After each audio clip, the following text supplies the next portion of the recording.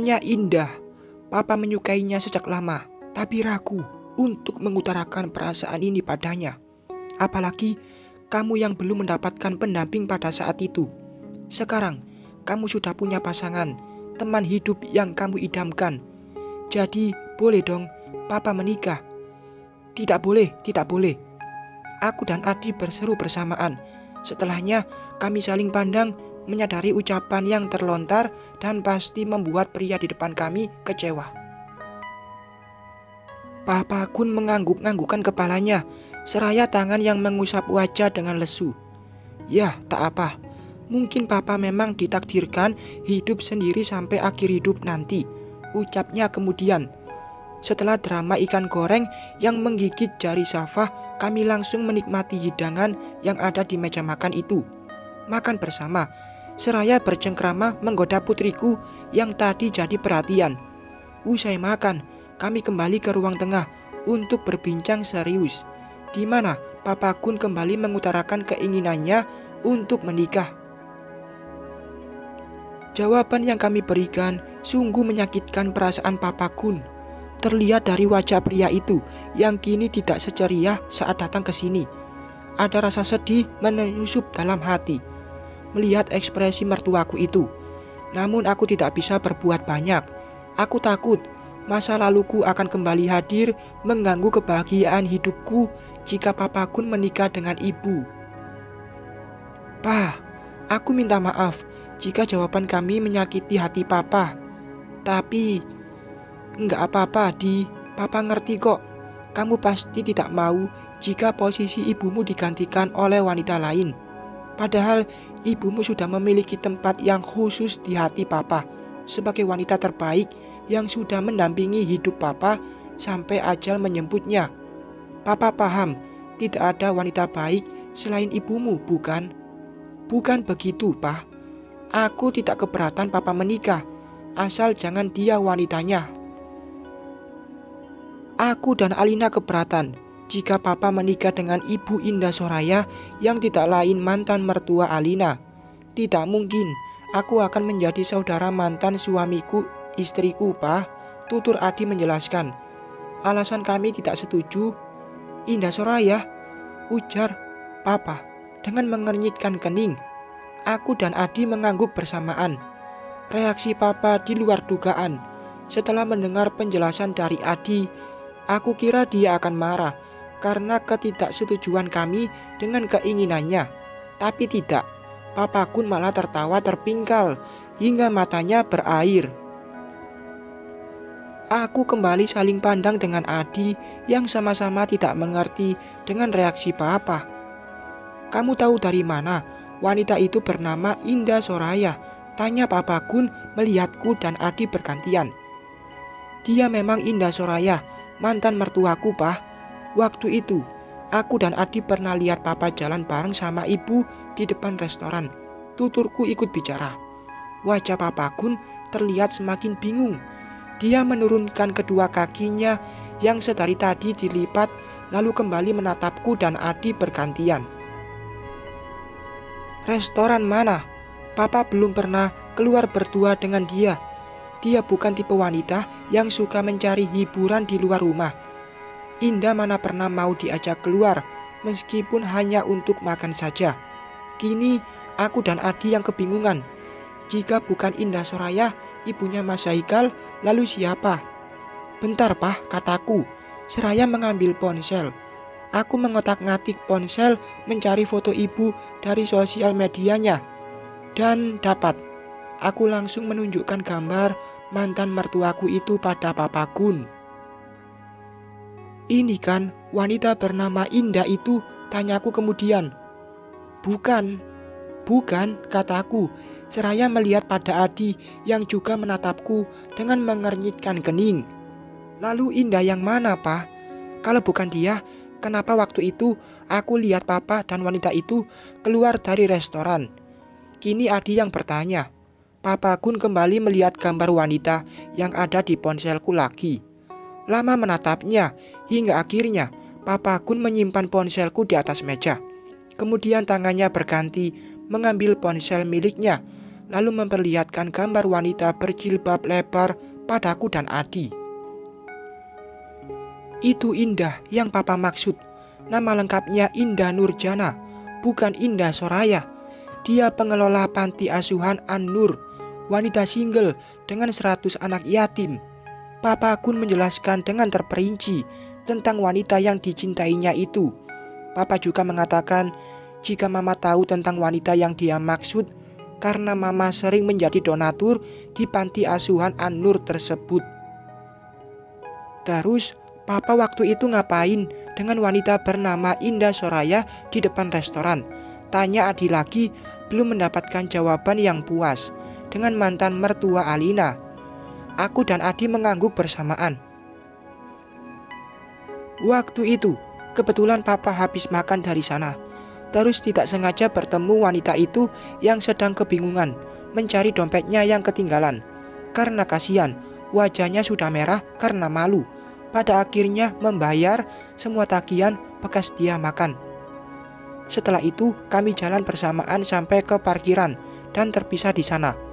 Papa gak tahu wanita itu mantan mertua Alina, ujar papa panjang lebar, menjelaskan semuanya dengan terperinci.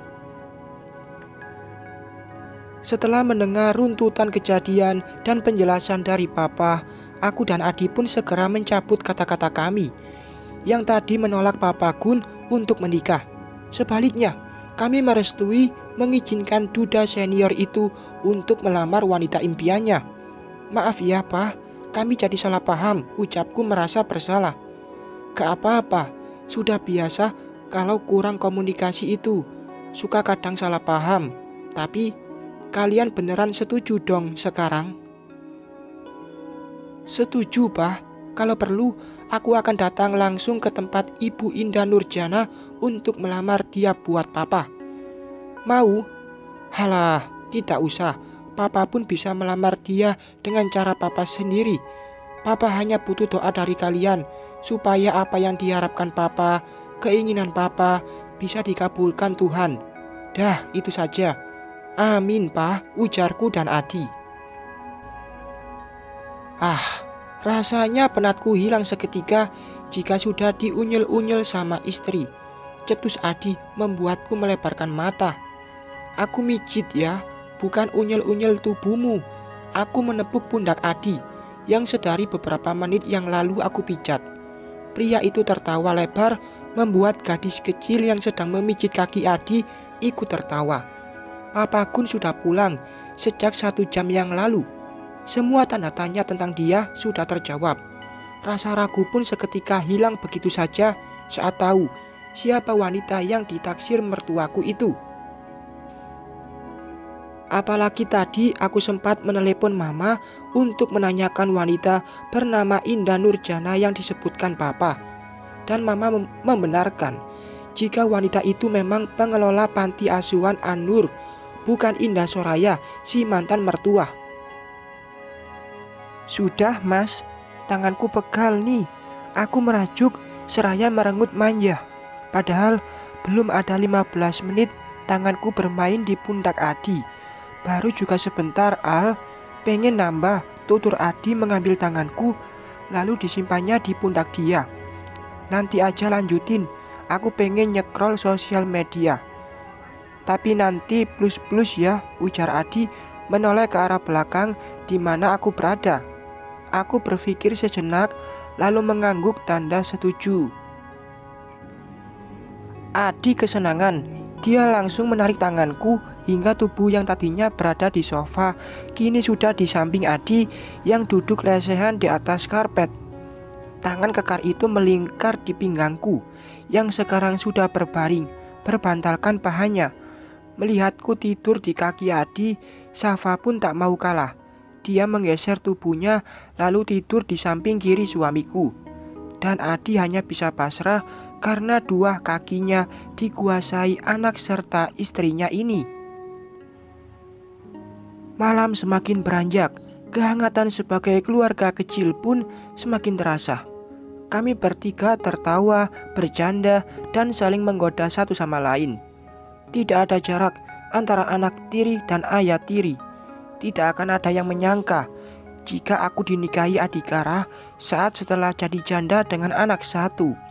Karena suamiku yang sangat menyayangi Safa layaknya anak kandung. Sayang, gumamku menjawab panggilan Adi. Sayang, apa? Kataku masih fokus pada ponsel. Safa sudah bobok nih, anterin ke kamarnya, Ki. Aku mengangkat sedikit kepala, lalu menoleh pada putriku itu. Dan ternyata benar saja, dia sudah terpejam dengan dengkuran halus yang mengiringi tidurnya. Nanti dulu deh, pasti baru banget itu tidurnya. Udah dari tadi Al, barusan Mas. Ntar dulu ah, tanggung. Aku lagi baca novel online nih. Adi mengembuskan nafas kasar, dia membungkukkan badan, lalu berbisik ke telingaku. Aku udah nahan dari tadi, Alina. Masa kamu gak kasihan? Pegel nih. Aku menutup aplikasi tempat membaca novel online, lalu bangun. Segera aku angkat tubuh Safa dan memindahkannya ke kamar. Bodoh sekali aku ini, malah membiarkan suamiku mendapatkan beban dariku dan Safa. Pastilah kakinya pegal karena menampung dua kepala bersamaan. Setelah memastikan Safa tidur dengan nyaman, aku menutup pintu kamar putriku itu lalu pergi ke kamarku yang pastinya Adi sudah menunggu di sana. Mas, besok kan kamu diterapi sama dokter Kamila. Boleh gak kalau aku minta sesuatu dari kamu? Kataku, seraya beringsut naik ke atas ranjang. Aku merebahkan tubuh ini di samping Adi yang juga berbaring terlentang di sana. Minta agar aku menundukkan pandangan, tidak boleh bicara padanya kalau bukan tentang terapi. Betul, aku langsung mengangguk cepat, lalu melingkarkan tangan pada pinggang suamiku. Mata ini mulai kupejamkan, menikmati harum parfum dia yang selalu menenangkan. Apa sih yang tidak untuk seorang Alina? Pokoknya besok kamu harus menemani aku. Jangan jauh-jauh dariku. Meskipun 1 detik pun, kamu awasi aku dan tegur aku. Jika nanti aku memandang dokter itu, tutur Adi lagi seraya mengelus rambutku. Tidak seperti itu juga, Mas. Kalau Safa minta dicebokin, masa aku harus cebokin dia di depan kamu dan dokter Kamila? Pokoknya kamu yang harus jaga hati, jaga mata. Mas, perselingkuhan tidak akan terjadi jika orang pertama tidak membuka hati. Ingat, kamu itu orang pertama yang berperan penting dalam hubungan ini. Ingat itu, Mas. Aku mengacungkan jari telunjuk di depan wajahnya. Aku sangat protektif. Iya, aku tidak mau kecolongan seperti yang sudah terjadi. Jika bisa dicegah, kenapa harus menunggu diobati? Mempererat hubungan jauh lebih baik daripada menjalin hubungan baru. Dan itu sedang aku lakukan sekarang. Aku tidak ingin menikah untuk yang ketiga, keempat, atau kelima kali. Aku ingin Adi yang terakhir untukku. Iya sayangku, sudah, jangan membahas itu dulu. Sekarang aku ingin menagih janjimu. Janji? Kataku tidak mengerti. Yes, janji untuk memijitku lagi. Plus loh, lupa. Aku merengut, menekuk wajah, menggerakkan tangan sampai bawah, dan sampai bawah lagi. Yang baca pikirannya pada melayang tuh, pasti. Hehehe. Bersambung.